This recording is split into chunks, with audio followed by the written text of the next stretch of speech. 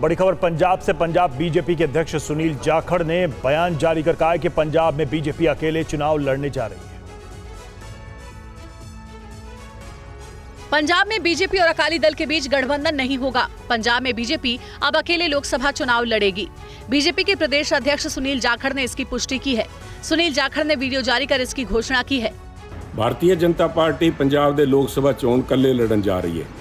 ਆ ਫੈਸਲਾ ਪਾਰਟੀ ਨੇ ਲੋਕਾਂ ਦੀ ਰਾਏ, ਪਾਰਟੀ ਦੇ ਵਰਕਰਸ ਦੀ ਰਾਏ, ਲੀਡਰ ਸਾਹਿਬਾਨ ਦੀ ਵੱਖ-ਵੱਖ ਰਾਏ, ਉਹਨਾਂ ਸਾਰਿਆਂ ਨੂੰ ਲੈ ਕੇ ਉਹਦੇ ਬਾਅਦ ਪੰਜਾਬ ਦੇ ਭਵਿੱਖ, ਪੰਜਾਬ ਦੀ ਜਵਾਨੀ, ਪੰਜਾਬ ਦੀ ਕਿਸਾਨੀ, ਪੰਜਾਬ ਦੇ ਵਪਾਰੀ, ਪੰਜਾਬ ਦੇ ਸਨਅਤਕਾਰ, ਪੰਜਾਬ ਦੇ ਮਜ਼ਦੂਰ, ਸਾਡਾ ਪਿਛੜਿਆ ਵਰਗ, ਸਾਰਿਆਂ ਦੀ ਬਿਹਤਰੀ ਵਾਸਤੇ, ਇੱਕ ਉਜਵਲ ਭਵਿੱਖ ਵਾਸਤੇ ਆ फैसला लिया है। पंजाब में लोकसभा की 13 सीटें हैं। पहले खबरें आ रही थी कि पंजाब में बीजेपी और अकाली दल एक बार फिर से साथ आ सकते हैं। अकाली दल ने गठबंधन के लिए बीजेपी के सामने कुछ शर्तें रखी हैं। दरअसल कृषि कानूनों को लेकर किसानों ने विरोध प्रदर्शन शुरू किया तो पूर्व केंद्रीय मंत्री और अकाली दल की नेता हरसिमरत कौर बादल ने पद से इस्तीफा दे दिया था, जिसके बाद अकाली दल एनडीए से बाहर हो गई थी। और लोकसभा चुनावों के लिए बीजेपी की एक और लिस्ट आ गई है। इस सूची में पार्टी ने हरियाणा की 4 सीटों के लिए प्रत्याशियों के नामों का ऐलान कर दिया है।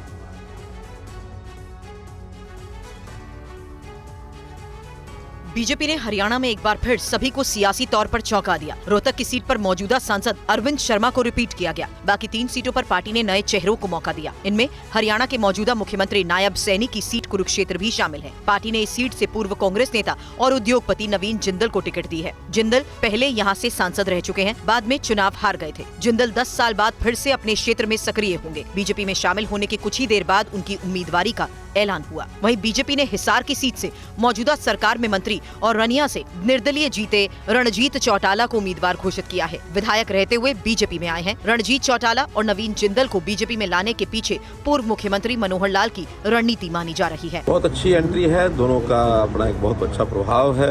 रणजीत सिंह चौटाला जी हमारे पहले ही प्रदेश सरकार में मंत्री हैं, ऊर्जा मंत्री पिछले 4.5 साल से, और उनका एक पारिवारिक जो उनकी लीगेसी है उसका हमको लाभ मिलेगा।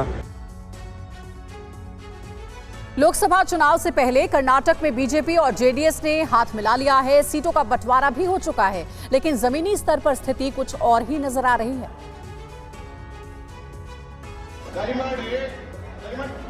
कर्नाटक में बीजेपी और जेडीएस के कार्यकर्ताओं के बीच तालमेल बिठाने में परेशानी हो रही है, जिसकी गवाही ये तस्वीरें दे रही हैं।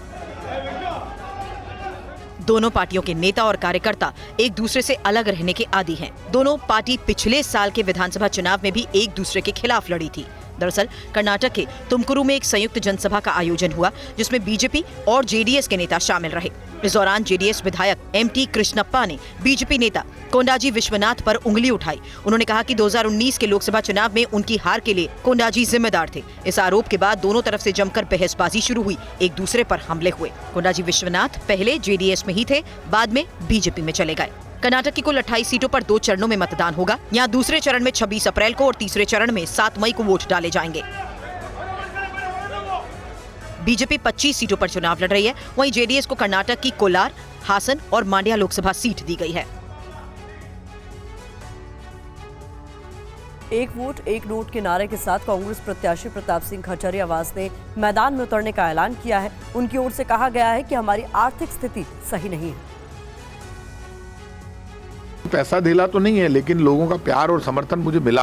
राजस्थान के कद्दावर नेता प्रताप सिंह खाचरियावास हैं, जिन्होंने कांग्रेस के खाते फ्रीज होने को मुद्दा बना लिया है। उन्होंने पार्टी फंड में पैसे की कमी का हवाला दिया। कहा कि कांग्रेस के खाते फ्रीज करने के बाद वो आर्थिक संकट से जूझ रहे हैं। अब उन्हें वोट के साथ एक नोट की भी दरकार है। हम हमारी पूरी ताकत जुटाकर वापस मैदान में उतरे हैं। हमारी अभी स्थिति, हमारे पास साधन नहीं है, पैसा नहीं है, वो पहले वाली स्थिति नहीं है। पहले वाला वो जोश भी धीरे धीरे आएगा, भीड़ भी धीरे धीरे बढ़ेगी।